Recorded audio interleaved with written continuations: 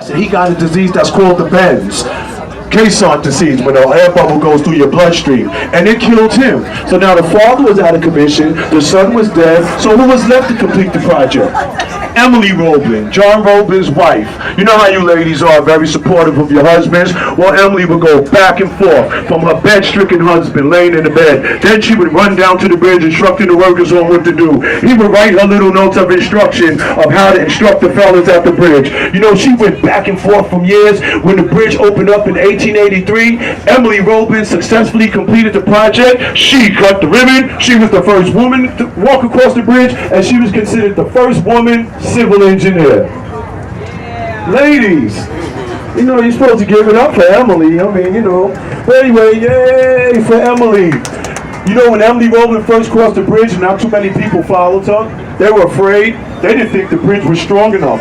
It wasn't until a man by the name of P.T. Barnum, who owned the Barnum and Bailey Circus, he led 22 elephants going across the Brooklyn Bridge. And everybody stood on the sidelines and was like, wow, look, it can hold the elephants, let's go. And it's been a tourist attraction ever since.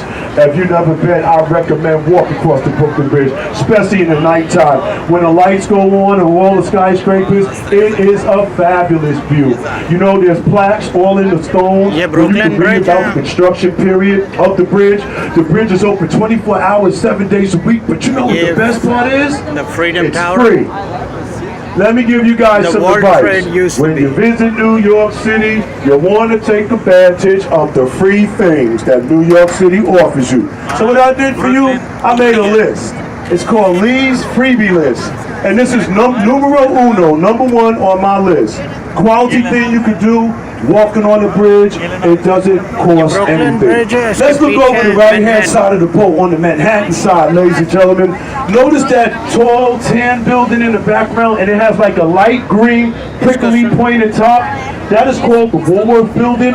In 1913, the Woolworth Building became the tallest building in the world. But, of course, since then, other skyscrapers have taken the title. Right now, ladies and gentlemen, we're going past the South Sea Seaport. This is this glass building we're going past. You know, South Sea Seaport is the seaport that back in the 1800s, when all of the cargo ships used to bring goods and commodities into the city, they would dock here at the South Sea Seaport. Right now, it's under construction, so it's not open.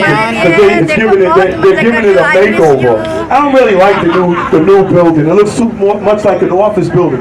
But the old one that they tore down, it was all wooden. They had wooden decks and everything. I mean, it really gave you a seaport feeling. But you know, everybody's into the modern technology.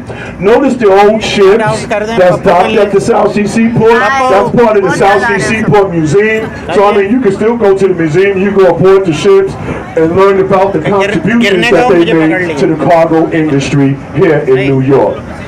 But now, as we pass the next street that is fulfilled with great fame, it's recognized all around the world, and it has a popular name. Well, this street is called Wall Street, and yes, the wall was erected. It was built long, high, and strong, and this is how the Dutch kept protected from the Indians and the British. And anyone who was uninvited, they get fired on by the Dutch if they were ever first sighted. And the British just wanted to crash through the wall with their fierce, forceful fleet, but once the wall came down, the name, it still remained the same, and that is why we call it Wall Street. Ladies and gentlemen, we're about to go past Wall Street. You know, Wall Street has some famous things on it. First of all, the Trinity Church. That's one of the oldest churches here in the city, dating back to the 1700s. And the burial grounds of the Trinity Church, you have Robert Fulton, the inventor of the steamboat, and Alexander Hamilton. Right now, if you look up Wall Street right now, you can see the Trinity Church all the way up to Cannon on Wall and Broadway.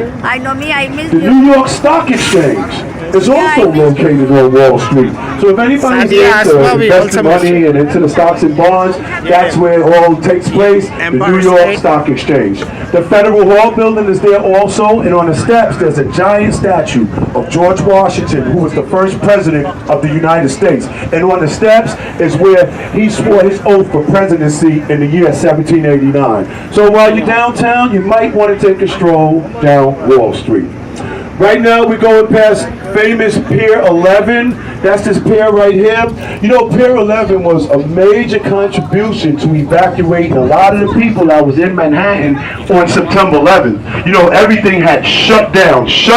Not just shut New York down, shut the world down, really, but especially New York. So a lot of the ferry boats had to go to Pier 11, and they just were shuttling people across over to Brooklyn, over to Jersey. Now Pier 11 is a major transportation pier. You catch boats all over the city. Some of them go to Jersey.